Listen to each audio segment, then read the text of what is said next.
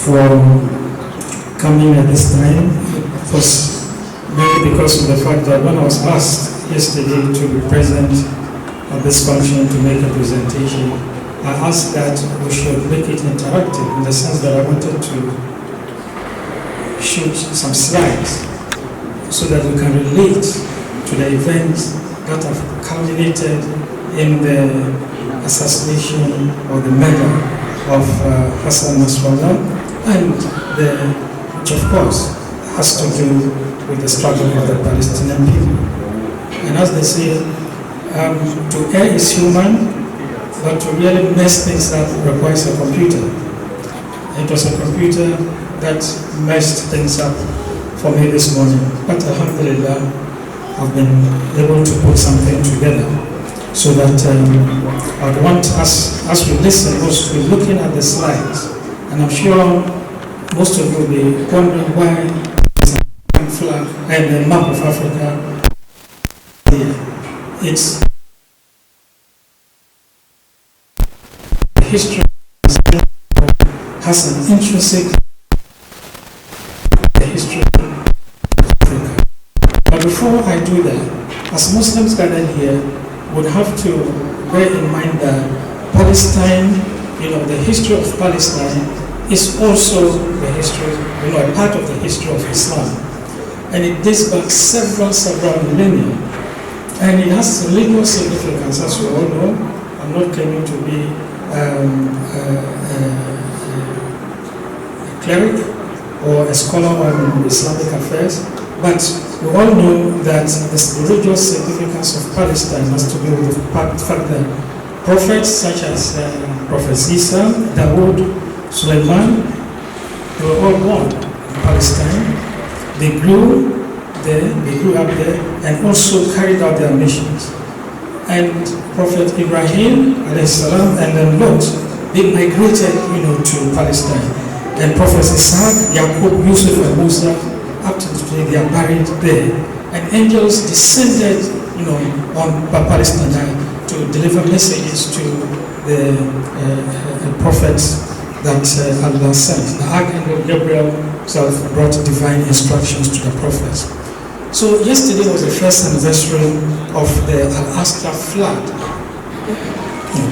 And of course, I'll be coming to the issue of the martyrdom Nasser Adam, but then we should be conversant with the circumstances that have made this a worldwide event and why it is significant for all oppressed peoples across the world and not only for the Palestinian people. So yesterday marked that exactly a year since the spectacular military incursion of the resistance movement in Palestine into southern Israel.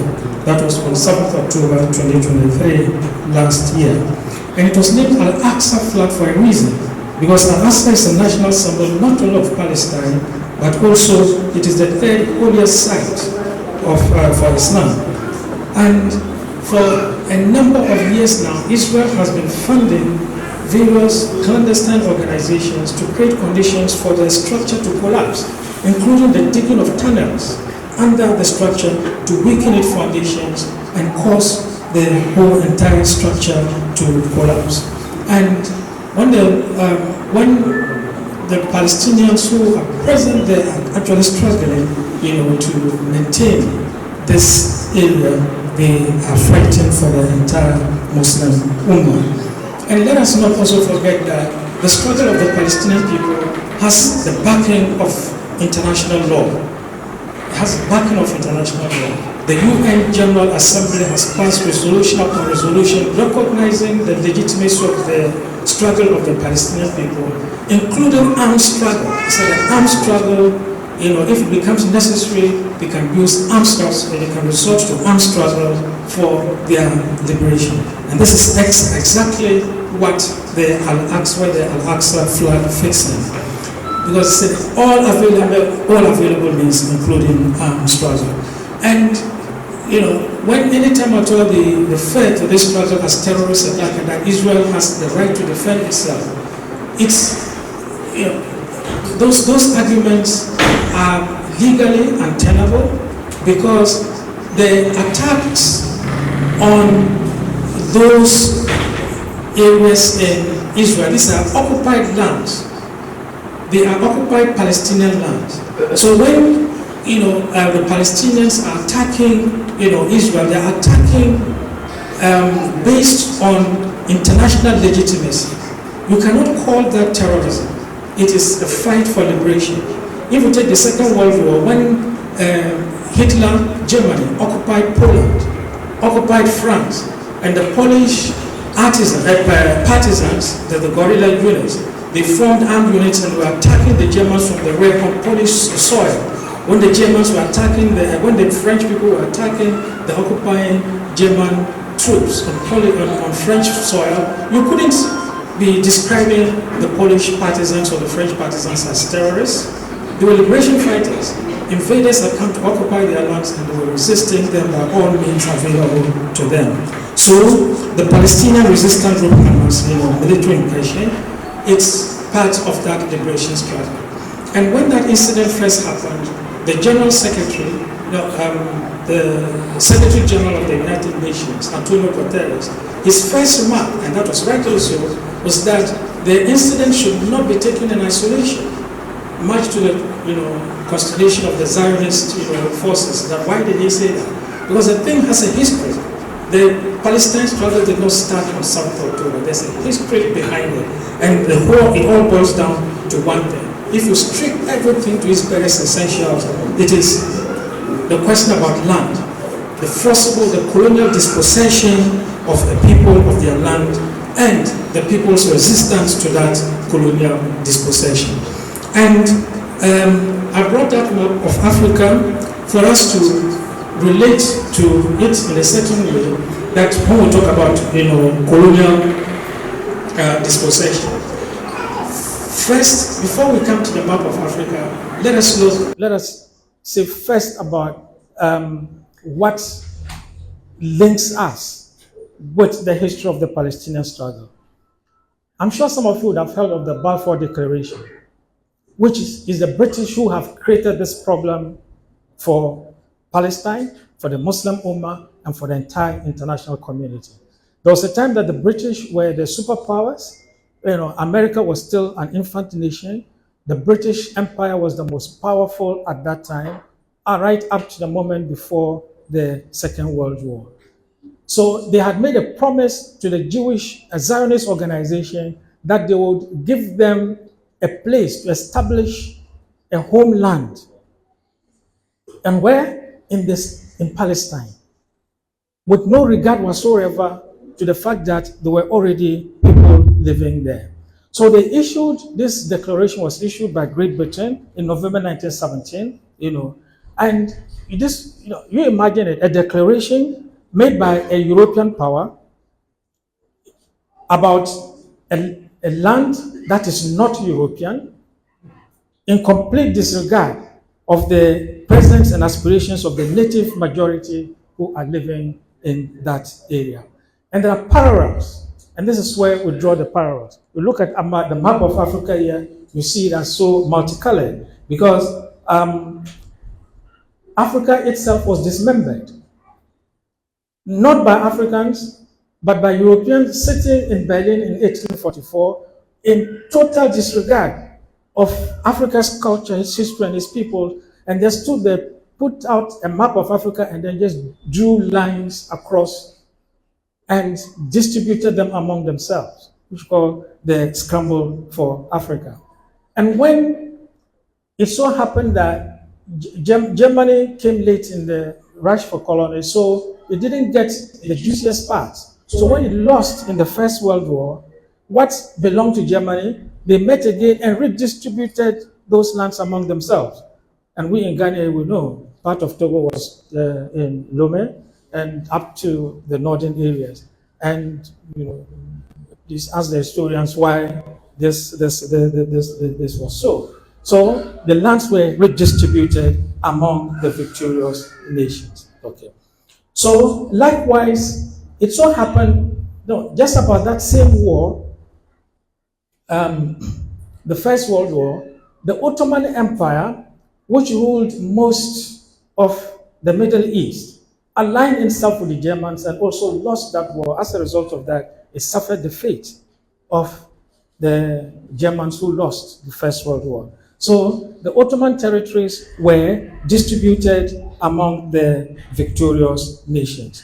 So that's how come Britain was given mandate over Iraq, Palestine, and Transjordan. I'm just cutting things short so that we'll make the time. So immediately British got its mandate, and the mandate stated that they were supposed to shepherd these territories to independence. But immediately the British got its mandate over the area called Palestine now, and then Iraq and Transjordan. They started implementing that Balfour Declaration, and to establish a Palestinian, a state for the Jewish people. So it started creating the conditions for mass migration of European Jews. If you look at the photographic impressions of the Asiatic people, the Semitic people in that area, no resemblance at all to Netanyahu or to any of his ministers who's parading. These are European Jews who migrated from Poland, from Russia, from France, some of them from Manhattan, New York, France, all of them trooped there to help the British establish that colony. So this was original Palestine, and as at that time, more than 90% of the population was Palestine. So the whole entire area was Palestine, and you see what you see in blue there, Jews made up just 6% of the total population. So the Palestinian areas are in green, and the Jewish areas are in blue. Just 6% of the population is made up of Jews. So under the British mandate, the British facilitated this mass migration, of European Jews. So Palestine was transformed, within 30 years. So the Jewish population increased, to 33% by 1947. Okay. The blue constantly it's increasing, and as the Jewish population increased from 6% to 33%, the Palestinian territory also shrinks. And the Jewish community started establishing separate institutions, political institutions, economic, social, cultural, military, establishing a state within a state, a Jewish state within a Palestinian state. Yeah. So when the UN was formed, Britain offloaded its responsibility to the UN, its responsibility for Palestine to the UN. So the UN came out with this partition plan, which was this, and the partition plan stated that Palestine was to get 45%. They had no representation at all in deciding. No Palestine was consulted as to how much should be given to them. The superpower, the powers at that time just sat there and they gave Palestine 45% and the Jews 55%. So the Jewish territory is now 55% in green. And mind you, this was just a conceptual map. It was never implemented. It was just thought, as a concept by the UN, it was never implemented. So the drive for statehood ignored the presence of the Palestinians who were there, and once the Jewish state had established those structures, they started forcibly evicting the Palestinians from their homes and then from their villages. And by the end of that period, almost 400 Palestinian Arab villages were razed to the ground by the Israeli army through acts of terror. So when we talk of terrorism, it was the Jewish who started the whole process of terrorism. Okay. So for this new thing, ethnic cleansing, it was Jews who started this whole concept of ethnic cleansing that has now entered international vocabulary. And while they were doing that, Jews moved in from Europe. So this mass expulsion that the Palestinians suffered, I'm sure you would have heard of the term Nakba, which translated, the closest English equivalent is catastrophe. So the de-Arabization of Palestine led to an Arab response. The Arab countries around, they responded to it. So Egypt, Iraq, Jordan, Lebanon, and Syria, at that time, not the Egypt and then Jordan of today. I'm talking of the Egypt, Jordan, Syria, and Lebanon of that time. They reacted, they waged war to reverse the situation. But unfortunately, they were just emerging from independence. Their armies were weak. The Jewish armies, a lot of their officers participated in the previous world wars, so they were better trained, better armed, and had the support of the superpowers at that time, better organized. That's how come they were able to defeat the combined armies of these countries. So, as a result of that, the Zionists captured 78% of historic Palestine, and the ethnic cleansing, continued. Further expulsions of the Arabs. 800,000 Palestinians were driven from their homes, So the remaining 22%. So today we have the remaining 22% of Palestinians. They were then divided into the West Bank and then the Gaza Strip. The West Bank and the Gaza, Strip. And the Palestinians areas are in green and Israeli areas are in blue, a reversal of the colors as we know today. So the Palestinians are now pushed into refugee camps in Lebanon, Syria, and Jordan. They have no right of return, but any Jew anywhere claiming to be Jewish at any time at all once can go to Palestine and get citizenship. Yeah. So Palestinian homes were confiscated and given to these newly arriving Jews.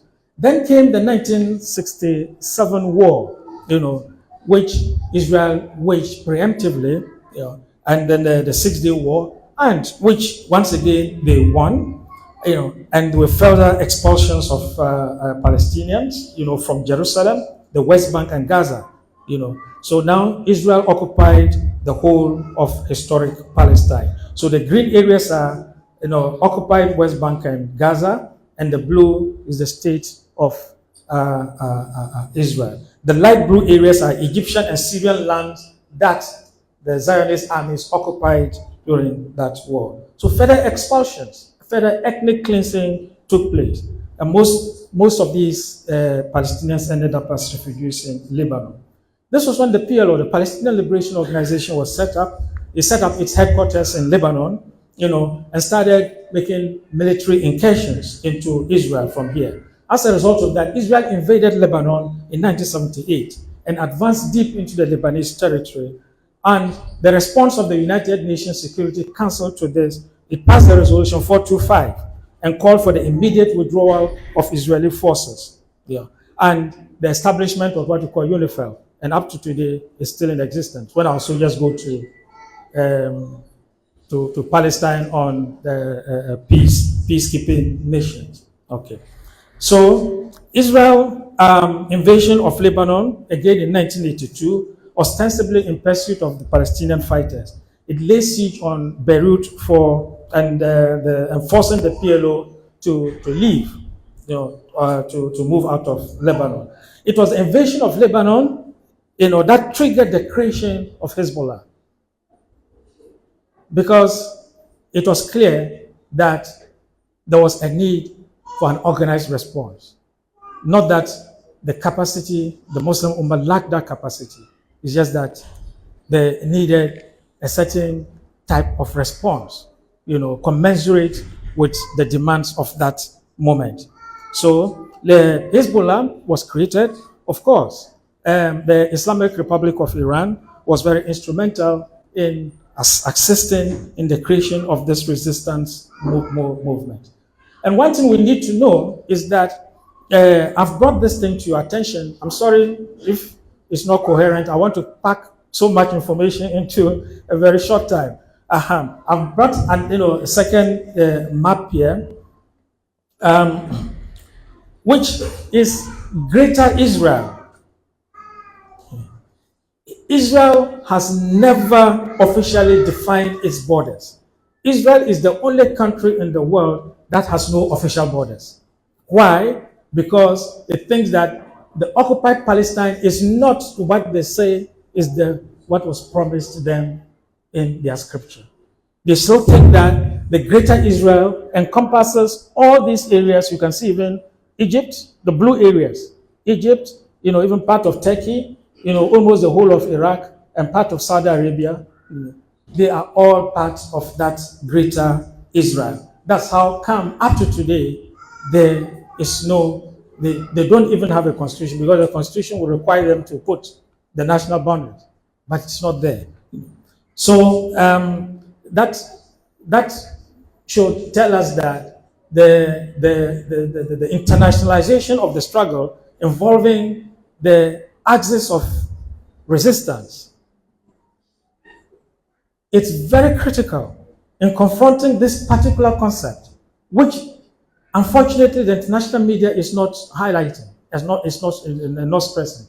Israel is bent on usurping lands not only of the Palestinians but also of much of the Middle East. So the other question is, why is the West giving Israel support unconditionally? There's a certain racist angle to it. Israel is a European settler colony. These are Europeans. These are Europeans. And populated by European Jews. So they are their kin and kin. They are relatives, more or less, their cousins. And it has a historical precedent.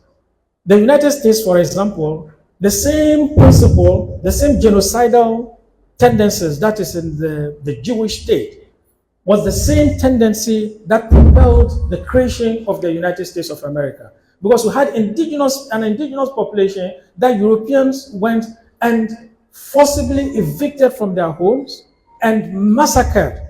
Today, they are less than 10% of the original population of the indigenous occupants of the United States of America. They are alive, they exist. So there's a certain racist angle to it. So if you look, it's the Anglo-Saxon countries that are very vehement in their support.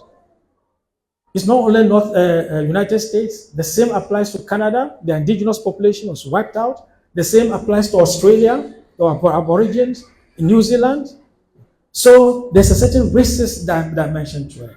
So there are successful, Israel thinks that it can be as successful as the United States, as Canada, as Australia, and as New Zealand, which successfully wiped out their indigenous populations. Of course, there have been failed ones, and the failed ones are South Africa, Zimbabwe, Algeria, and Kenya. There were attempts to do the same, but those attempts failed. But the indigenous Palestinians have also been waging their own struggles, very intense struggles, and have suffered the consequences of it. But their resilience is what we have to commend. And it's important to mention in this regard the intifada, which is the Arabic word, the closest meaning, if I'm not mistaken, with all apologies to the Arabic scholars here, mean that civil uprising. So the first intifada was in 1987, and it was committed to ending the occupation and establish an independent Palestinian state. And the Israeli forces, they responded with a heavy hand, and over 1,500 Palestinians were killed, closure of universities, and so on and so forth. The results of the first intifada were that it awoken the international community and spread it to action, and leading to the signing of the Oslo Accords in 1993. And what was the Oslo Accords? What were they about? They were signed between Yitzhak Rabin and the PLO representative in September 1993. It marked the first time that the two sides, the Palestinians and then the Jewish state, formally recognized one another. And the Accords also promised the Palestinians a state by 1999, an independent Palestinian state by 1999, living side by side with Israel. But it was clear that there was a certain group within the Zionist entity, which was completely opposed to it. As a result of that, the prime minister who signed the Oslo Accord, Yitzhak Rabin, was assassinated 2 years later in 1995 for signing the Oslo Accord. And elements of that extreme wing of the Israeli political establishment, they have a close link with the current prime minister of Israel, Benjamin Netanyahu. In actual fact, his national security minister, Ben Gvir, he had earlier when Yitzhak Rabin signed it, he had earlier threatened Rabin with assassination. And in his office, he has the photograph of that individual, that terrorist who killed Yitzhak Rabin. He hangs it on the wall of his office. Okay. Now, let's move to the next slide. After the assassination of Yitzhak Rabin, the entire arrangement for a Palestinian state was thrown overboard. Yeah. And what happened was subsequently was that there was the relentless construction of settlements. What we see, the red spots, the green areas are supposed to be Palestinian areas. The red spots are settlements that the Jews, the Jewish state, they are constructing, making it impossible for any future Palestine to put peace together, any contiguous land that can form any viable state. So as we speak, there are more than 800,000 Israeli settlers, and these settlements are marked in red. And more than 250 of such settlements in the West Bank and East Jerusalem, and they are all illegal under international law. And the strategy is to prevent the occurrence of a sizable and continuous stretch of Palestinian territory, which is a necessary prerequisite for any viable state to exist, and to isolate the Palestinian areas from one another, fragmented and disconnected. So just before the events of 7th October, which we mark and unfolded, the plight of the Palestinian people had been completely forgotten, almost forgotten. Egypt and Israel had normalized relations in the 1979 Camp David Accords. And Abraham's Accords, signed during Donald Trump's, first, term as president, which was a series of treaties normalizing relations with Israel, between Israel and the United Arab Emirates, Bahrain, Sudan, Morocco. It was facilitated by the US administration. And just then Israel was about to sign a normalization deal with Saudi Arabia. And even Netanyahu at a General Assembly meeting last year, just before the Al-Aqsa flood, unfolded, he presented a map during his speech. He unfolded a map and showed to the whole world a map of Israel that had no, there was no Gaza, there was no East Jerusalem, there was no West Bank. The entire territory, nothing at all was mentioned about, Palestine. And he even boasted that, of a new era of cooperation between the Arab world and Israel. Okay. So in the mind of these current Israeli rulers, Palestine does not exist. So the message of the Palestinians on 7th October last year was that, we refuse to be ignored. You cannot ignore us. And the Israeli government response, we all know, is what has been unfolding for the past 1 year, which the majority of the world, considers as genocide. And that is plausibly conditional genocide. I need just 5 more minutes here. Okay. So, to wind up on this, what we have to understand is that what has unfolded in the past 1 year, we see that the world is changing. The tide is changing, and Israel's response to this is nothing but a desperate action to secure its survival, which clearly is doomed. Israel has that project itself has, a built-in commitment to failure. There's no way the Zionist project as it is would survive. And thankfully, we now have, the assertiveness of the resistance movement, the combative assertiveness of that resistance movement, which we, for 10 months, almost 1 year, a besieged Gaza Strip, which is barely just about the size of Greater Accra, with all the most sophisticated weaponry supplied by the United States and the entirety of the collective West. You are not able to subdue them. And just killing one or two leaders doesn't make you successful in a struggle like this. The resistance movement has its own built-in arrangements to replace those leaders. And those who have read about the structure of Hezbollah would know that they operate, within units 50, 250, 500, each almost autonomous, linked to a central structure, and they can operate independently, their supply lines and then command structure. Yes, his martyrdom is painful. There's no doubt about that. We've lost a very great leader, a very great strategist, and a diplomat. But what we should know is that most of the leaders in the Muslim and Arab world, they have chosen to obey, to follow, to enjoy the security and comfort of their individual fiefdoms. They have chosen to turn their eyes away from injustice so long as it does not affect them. And so when their time comes and when their short life in this world ends, their story would be unremarkable. And yesterday when I was speaking on TV, I was just asking the same question. Supposing they were present, suppose all of us, if we were present at the Battle of Badr, at the time that Badr was being fought, what would we have been doing? Whatever answer you give us, you are doing it now.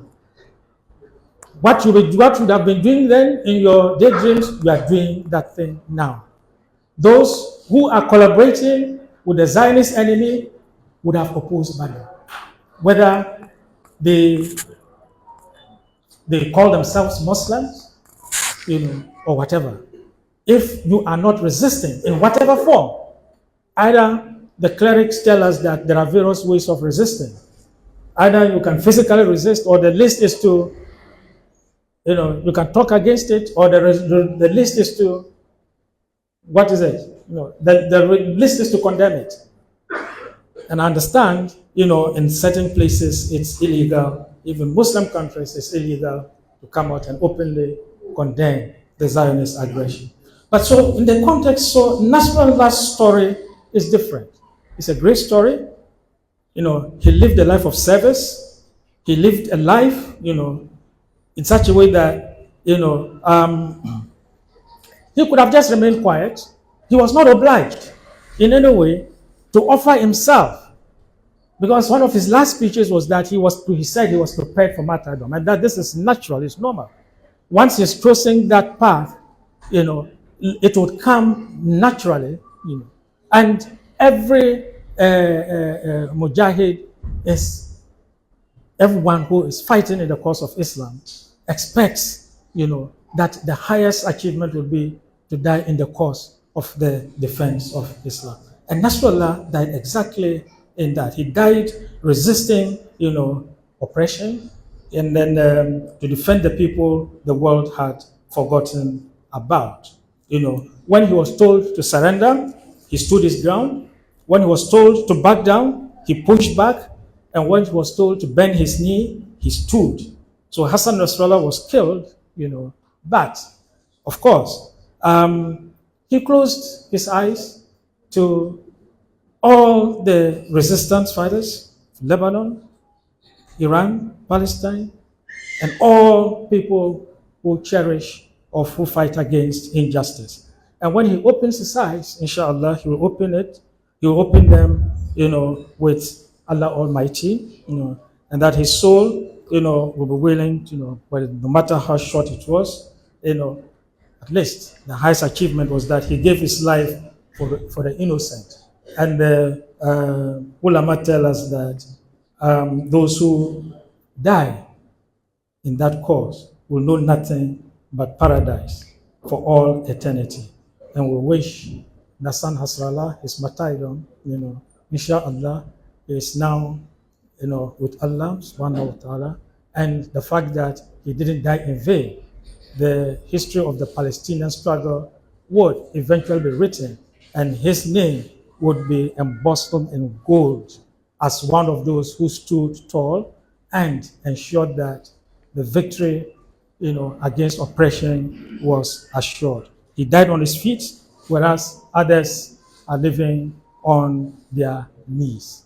So on this note, ladies and gentlemen, I'll bring my presentation to a close, and thank you all very much for your attention. Wassalamu alaikum wa rahmatullahi wa barakatuh. ورحمة الله تعالى وبركاته.